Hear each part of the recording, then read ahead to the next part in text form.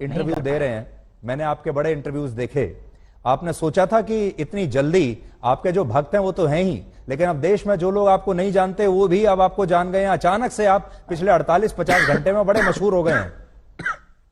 तो वो जो समिति है जो आपके पीछे पड़ी, उसका तो धन्यवाद देना चाहिए आपको। आंधी की भैया, उनको बहुत बहुत धन्यवाद है, क्योंकि हम भी अंधविश्वास के खिलाफ हैं। और देखो, ये आंधी के नाम हैं, बात में दम और शक्ति होनी चाहिए। अपने मीडिया को मैनेज करके कोई भी नाम फेमस करा सकता है, कर सकता है, पर अगर दम नहीं होगी, ताकत नहीं होगी, सच्चाई नहीं होगी, बोल्ड आउट हो जाएंगे। आज पूरे नेशनल मीडिया एक्सपोज करने आई थी, आपका चैनल भी तो आया था। आपका चैनल ने चूंकि उल्टा दिखाया है, क्योंकि पता नहीं आपके चैनल को क्या हुआ है, जो हमने ललकार कर चुनौती दी थी उसको पता ही नहीं, उसके पास भी नहीं भेजा और आप लोग भी नहीं आए।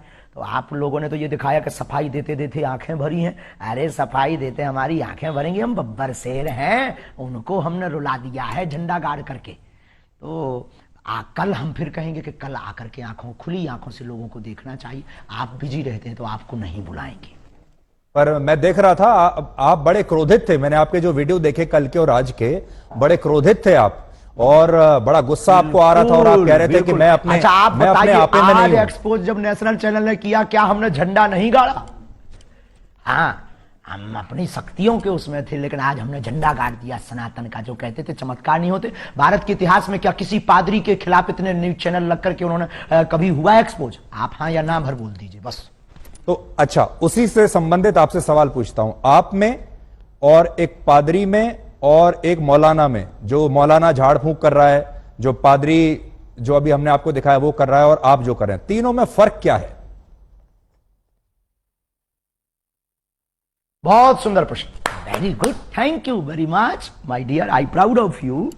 उसमें और हम में, बागेश्वर धाम में यही अंतर है कि देखो, हम किसी भी प्रकार का शोषण नहीं करते, हम दक्षिणा नहीं लेते, हम अपने से नहीं जोड़ते।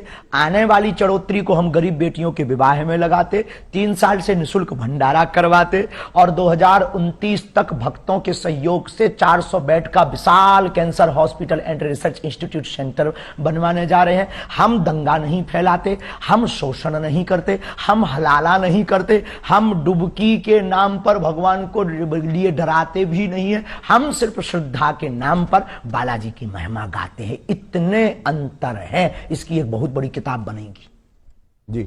लेकिन वो भी प्रेत ही निकाल रहे हैं लोगों के अंदर से, आप भी प्रेत निकाल रहे हैं लोगों के अंदर से, और लोग जिस तरीके से बिहेव करते हैं प्रेत वो नहीं भी सेम लगता है। हम तो ईश्वर से जोड़ते हैं, हम कोई दावा नहीं करते, हम कैंसर नहीं मिटाते हैं, हम प्रेत नहीं हटाते हैं, हम भूत नहीं हटाते, इष्ट हटा देते हैं, बालाजी हटा देते हैं। I am not miracle man, हम बहुत साधारण और सरल आदमी। अच्छा, आपसे यह जानना चाहते हैं, जब आप अपने दिन की शुरुआत करते हैं, जब आप दरबार लगाते होंगे, हजारों लोग आते हैं, उनमें से आप कुछ लोगों को चुनते हैं, वो लोग आपके पास आते हैं, अपनी समस्या बताते हैं, उन लोगों को आप कैसे चुनते हैं? पहली बात। फिर जब वो लोग आते हैं तो आप उनको कहते हो मुझे पहले से ही पता है कि आपकी समस्या क्या है, कागज पर आपने लिखी होती है। ये सब आप, इसकी तैयारी आप कैसे करते हो? सुबह सुबह आप उठ के हनुमान जी से पहले कह देते हैं कि भाई आज मुझे शक्ति चाहिए? कोई तैयारी नहीं है, कोई प्रोजन नहीं है, नहीं, ये सब नहीं है। वो तो जाके गद्दी पर आवाहन करते हैं कि जिनकी पर्चा बनना हो आप मन में प्रेरणा दीजिए। तो वो मन में प्रेरणा दे देते कि भाई अमुक व्यक्ति को बुला लीजिए, नीरज को बुला लीजिए, धीरज को बुला लीजिए, विवेक को बुला लीजिए, इनको बुला लीजिए। ऐसी मन में प्रेरणा लगती, वो वहां बैठा होगा, ऐसे कपड़े पहना होगा। अब जैसे आज एक अद्भुत हो गया, अब कोई कहे कि तो माइंड रीडिंग हो सकता है। आज हमने आप में से किसी एक पत्रकार को कहा कि जाओ तुम जिसको उठा कर लाओ, उसी का पर्चा हमने पहले से ही बिफोर टाइम बनाकर रख दिया। अब वहां पूरी विज्ञानता शून्य हो गई। वहां दिमाग खराब हो गया सबका जी। और हमने कह दिया कि आप सब पत्रकारों में से 2 पत्रकार, नेशनल चैनल लगे थे, हमने कहा था 2 पत्रकार हमारे सामने भेज दीजिएगा। 2 पत्रकारों की हम अर्जी लगा देंगे, 2 की हमने लगा भी दी, ऐसी लगाई, अरे झंडा गड़ गया सनातन का। आज की लिंक जरूर सबको भेज दीजिए, दिखाइएगा आज का दरबार। आप मुझे भेज दीजिएगा। अब मान लीजिए इतिहास में हुआ है। यही प्रश्न दूसरे तरीके से पूछता हूं। मान लीजिए मैं आपके दरबार में आऊं, मैं आपके सामने बैठा हूं, आपने मुझे बुलाया और मैं आपके सामने आ गया। अब आप मेरे जीवन में क्या चल रहा है और क्या होगा आगे, ये कैसे पता लगाते हैं? आभास होता है। देखो, हम कोई अंदाजा तो लगाते नहीं, आभास होता है। हम प्रार्थना करते हैं, पेन कागज कलम लेते हैं, ध्यान में अंदर ही अंदर जाते हैं कि हाँ प्रभु कृपा करो। तो सनातन धर्म के उत्थान के लिए जो उन्होंने हमें चेतना तरंग दे रखी है, वो तरंग हमें प्रेरणा दे देती, हम कलमबद्ध कर देते और कह देते अच्छा प्रभु लाज रखना अपनी भी और हमारी भी, और वो सत्य निकलता है। बस इतना लॉजिक है, ये लॉजिक परे है, इसी का नाम तो सिद्धि है। जो समझ में ना आए वही तो चमत्कार। अभी आप लगा सकते हैं ध्यान मेरे बारे में?